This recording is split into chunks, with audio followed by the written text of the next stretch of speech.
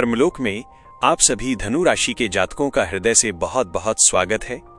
दोस्तों, इस नए साल के आगाज के लिए अगर मुझे कुछ शब्दों का चुनाव करना हो तो मैं यही कहूंगा, शानदार शुरुआत, सफलता की सौगात, जनवरी 2026। जी हाँ, ये महीना आपके लिए कुछ ऐसा ही लेकर आया है। मैं हूं आपका मित्र और ज्योतिषीय साथी।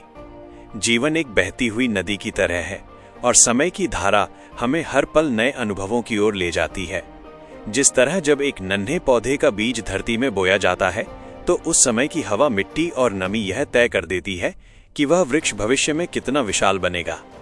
ठीक उसी प्रकार 1 जनवरी 2026 का सूर्योदय केवल एक तारीख का बदलना नहीं है, बल्कि यह पूरे साल के लिए आपके भाग्य का एक खाका तैयार कर रहा है। आज हम उस अदृश्य नक्शे को पढ़ने का प्रयास करेंगे जो सितारों ने आपके लिए आसमान में बनाया है। यह चर्चा केवल जनवरी महीने तक सीमित नहीं रहेगी, बल्कि यह पूरे वर्ष 2026 की एक झलक होगी, क्योंकि साल की शुरुआत जिस ऊर्जा के साथ होती है, अक्सर वही ऊर्जा पूरे वर्ष हमारे जीवन में गूंजती रहती है। सबसे पहले बात करते हैं उन 2 बड़े ग्रहों की जो इस साल के आधार स्तंभ हैं। कल्पना कीजिए कि आप एक मजबूत इमारत बना रहे हैं, तो शनिदेव आपके जीवन के चतुर्थ भाव में बैठकर उस इमारत की नींव को पक्का कर रहे हैं। यहाँ से उनकी 10वीं दृष्टि सीधे आपके कर्म क्षेत्र पर है, जिसका अर्थ है कि इस साल आपको अपनी मेहनत का फल एक अनुशासित करियर के रूप में मिलेगा। वहीं दूसरी ओर देवगुरु बृहस्पति अपनी दिव्य दृष्टि से आपके व्यक्तित्व को निखार रहे हैं, जिससे आपके भीतर एक नई समझ और ज्ञान का प्रकाश फैलेगा। लेकिन दोस्तों, इस जनवरी के महीने में ब्रह्मांड ने आपके लिए एक अद्भुत संयोग रचा है। यह संयोग बन रहा है आपकी कुंडली के सबसे महत्वपूर्ण भावों में से एक, यानी धन भाव पर। जी हाँ, आपकी आर्थिक स्थिति, आपकी वाणी और आपके परिवार के घर में एक नहीं, 2 नहीं, बल्कि 4 शक्तिशाली ग्रह एक साथ मिलन करने जा रहे हैं। इसे आप ग्रहों का एक महासम्मेलन कह सकते हैं, जो सीधे तौर पर आपकी जेब और आपके बैंक बैलेंस को प्रभावित करने वाला है। इस धन वर्षा के सिलसिले की शुरुआत 12 जनवरी 2026 को होगी, जब सुख और वैभव के स्वामी शुक्राचार्य जी अपना स्थान परिवर्तन करेंगे। वे आपके राशि स्वामी के मित्र के घर में, यानी द्वितीय भाव में प्रवेश करेंगे। शुक्र का यहां आना ऐसा है जैसे आपके घर में कोई उत्सव शुरू होने वाला हो।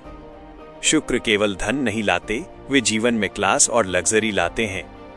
अब तक शुक्र आपके 11वें घर यानी लाभ के स्वामी थे और अब वे धन भाव में आ रहे हैं। इसका मतलब है कि आपकी पुरानी इनकम के स्रोत अब जमा पूंजी में बदलेंगे। उदाहरण के लिए, यदि आप लंबे समय से अपने घर को सुंदर बनाने की सोच रहे थे, इंटीरियर डेकोरेशन करवाना चाहते थे या कोई नई गाड़ी खरीदने का मन बना रहे थे, तो शुक्र आपको वो सुख प्रदान करेंगे। यह समय केवल पैसे कमाने का नहीं, बल्कि उस पैसे का आनंद लेने का है। जो लोग कला, फैशन या सौंदर्य प्रसाधनों के क्षेत्र में काम करते हैं, उनके लिए तो ये समय वरदान समान है। शुक्र की ये स्थिति आपके पारिवारिक माहौल में भी मिठास घोलेगी। घर में हंसी मजाक और त्योहार जैसा माहौल बनेगा। शुक्र के बाद 14 जनवरी को ग्रहों के राजा सूर्यदेव इस सभा में शामिल होंगे। सूर्य का मकर राशि में प्रवेश करना, यानी मकर संक्रांति का पावन पर्व, जो अंधेरे से उजाले की ओर जाने का प्रतीक है। सूर्य आपके भाग्य के स्वामी हैं, और जब भाग्य का स्वामी स्वयं धन के घर में आकर बैठ जाए तो इसे सोने पर सुहागा कहा जाता है। सूर्य का स्वभाव है चमकना और अधिकार जमाना, तो इस दौरान आपको अपने कार्यक्षेत्र में, चाहे वो सरकारी नौकरी हो या प्राइवेट सेक्टर, एक अलग पहचान मिलेगी। मान लीजिए कि आपका कोई फाइल या प्रोजेक्ट सरकारी दफ्तर में अटका हुआ था, तो सूर्य की गर्मी से वो बाधा पिघल जाएगी और काम आगे बढ़ेगा। सूर्य आपसे मेहनत जरूर मांगेंगे, क्योंकि वे अपने घर से 6ठे भाव में है, लेकिन ये मेहनत व्यर्थ नहीं जाएगी। जैसे तपकर ही सोना कुंदन बनता है, वैसे ही आपकी कड़ी मेहनत आपको अपने बॉस या वरिष्ठ अधिकारियों की नजरों में एक चमकता हुआ सितारा बना देगी। पिता या पिता तुल्य व्यक्तियों से आपको आर्थिक मदद या कोई कीमती सलाह मिल सकती है, जो आपके लिए गेम चेंजर साबित होगी। ऊर्जा का ये प्रवाह यही नहीं रुकता। 15 जनवरी को सेनापति मंगल भी इसी धन भाव में प्रवेश करेंगे और यहाँ वे अपनी सबसे शक्तिशाली अवस्था यानी उच्च राशि में होंगे। मंगल आपके 5म भाव के स्वामी हैं, जो बुद्धि और संतान का घर है। जब बुद्धि का स्वामी धन भाव में उच्च का हो जाता है, तो आपकी निर्णय लेने की क्षमता बहुत तेज हो जाती है। आप शेयर बाजार या ट्रेडिंग में कोई ऐसा साहसिक फैसला ले सकते हैं जिससे आपको अचानक लाभ हो। यदि आप एक छात्र हैं तो आपकी वाणी में इतना ओज होगा कि आप किसी भी इंटरव्यू या डिबेट में सामने वाले को प्रभावित कर देंगे। मंगल यहाँ आपको एक लीडर की तरह सोचने पर मजबूर करेंगे। आप अब फॉलोअर नहीं रहेंगे बल्कि पहल करेंगे। आपके भीतर का डर खत्म होगा और आप अपनी शर्तों पर पैसा कमाना शुरू करेंगे। यह समय अपनी दबी हुई प्रतिभाओं को बाहर लाने और उन्हें मोनेटाइज करने यानी उनसे पैसा कमाने का सबसे उपयुक्त समय है। अंत में इन तीनों का साथ देने के लिए बुद्धि के देवता बुध पहले से ही वहां मौजूद हैं या संक्रमण कर रहे हैं। बुध आपके करियर और व्यापार के स्वामी हैं। उनका धन भाव में होना और अपने मित्र शनि की राशि में होना ये संकेत देता है कि आपको स्मार्ट वर्क करना होगा। बुध एक व्यापारी हैं। वे जानते हैं कि बातों से पैसा कैसे बनाया जाता है। इस समय आपकी कम्युनिकेशन स्किल्स ही आपकी सबसे बड़ी संपत्ति होगी। हो सकता है कि आप अपने पुश्तैनी व्यापार में कुछ बदलाव करें या नौकरी के साथ साथ कोई साइड बिजनेस शुरू करने का विचार करें।